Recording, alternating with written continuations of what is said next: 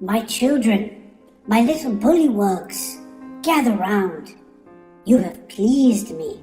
Do you understand me? I have decided to speak your language temporarily. I am the reincarnation of your god Remenos, the deity of somnolence, intoxication, and decay. I slept deeply within the abyss, where demons fed sacrifices into my gaping maw. As Remenos, I died, and my massive carcass rotted for 10,000 years. Out of my flesh came terrible diseases, plagues, and poisons. Though dead, my spirit was strong. A group of renegade priests traveled to my festering corpse in the abyss and gathered a jug of my putrid blood. Demons immediately attacked and chased the priests out of the abyss to the mountain realm gate. The demons wanted to keep my corpse to derive great power. However, a hideous gargoyle named Sort helped the priests, knowing I belonged with the Bullywugs. Sort donned 2 unholy blades. He fought and held off the army of demons, allowing the priests to escape with my blood. Sort was badly wounded, but escaped the abyss. They arrived at our earthly plane atop the great mountain, through the gate guarded by the stone-carved dwarf. The priests were mortally decayed from traveling through the abyss, but all was not lost.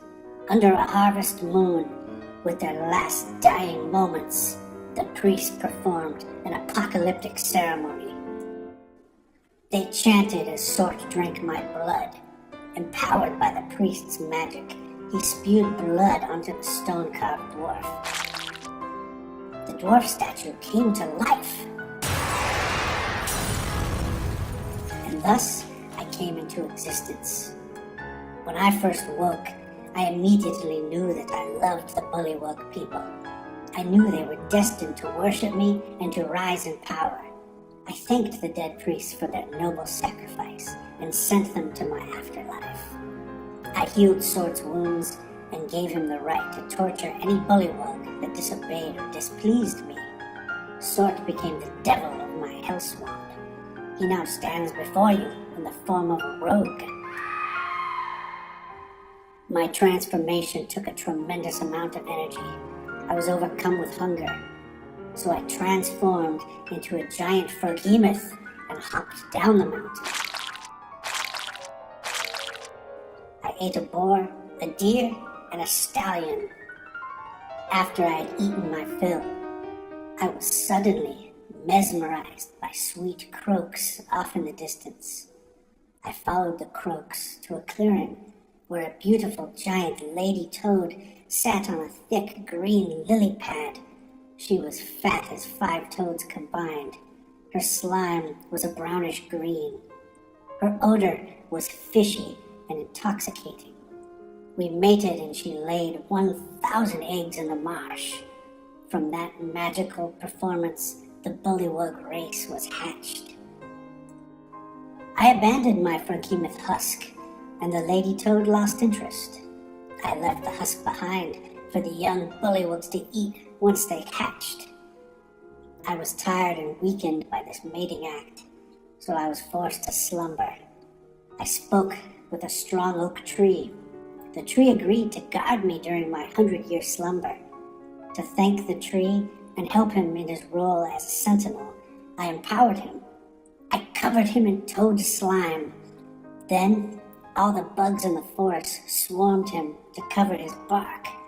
He was covered in flies, scorpions, bees, centipedes, and ants.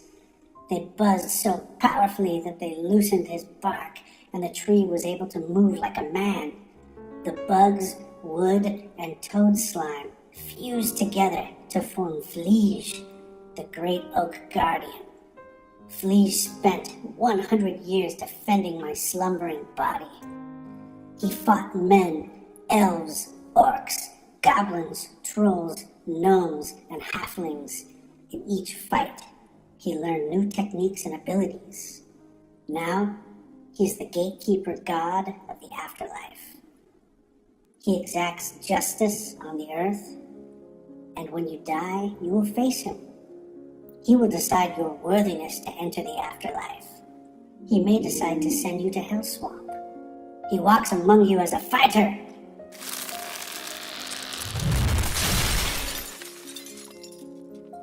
Meanwhile, a wily forest mammal crept out of the trees, smelling the rotting corpse of my Fraghemoth husk.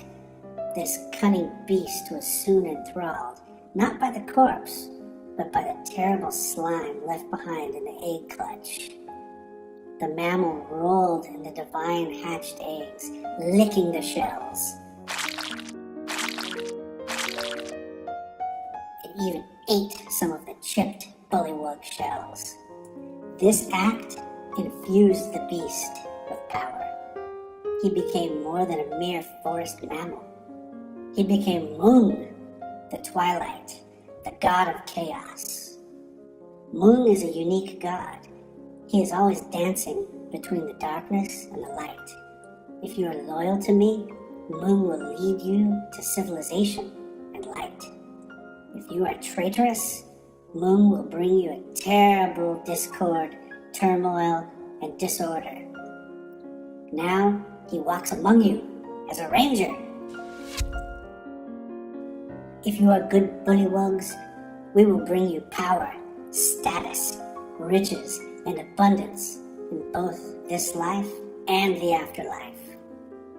If you are bad Bullywugs, we will bring you a terrible fate of slavery, death, and torture, and eternal suffering in the afterlife. When I tell you to work, you will work without question. You will hunt, fight, fish, and behave as I command. When I demand worship, you will shower me with praise, treasure, and a great feast. You three have the highest status. Below you is the common Bullywug. Below them are all the races who live in our fort, and below them are slaves. You are the mayor. I give you this mayor's ring. Lead the warriors. Keep the slaves in order. Hunt and fish every day. Protect our city. And you are now the foreman. I give you the foreman's whip. Lead the builders and slaves. Build a dry mound. Build a modern hut. Build a big house. Build a temple. Build a brothel, twice as large as the brothel in the city. And build a wall to surround it all. And you are the abbot. I give you this abbot's staff. Lead the nuns and the zealots. Lead religious customs to inspire the builders and warriors. Learn the common tongue from the slaves. All of you, tell more Bullywugs to come. Tell other swamp creatures to come.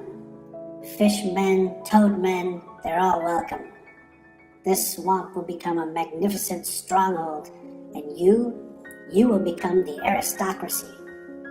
You Bullywugs revere me not for my once great power, but for what I represent.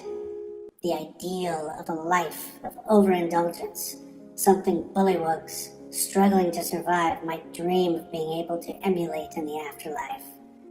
I'm here to bring you the abundance and indulgence you crave in this life. Under my golden hammer, you will become well-fed and dominant. You will become wealthy. You will become powerful. And if you obey me without question, your afterlife will be 10 times as indulgent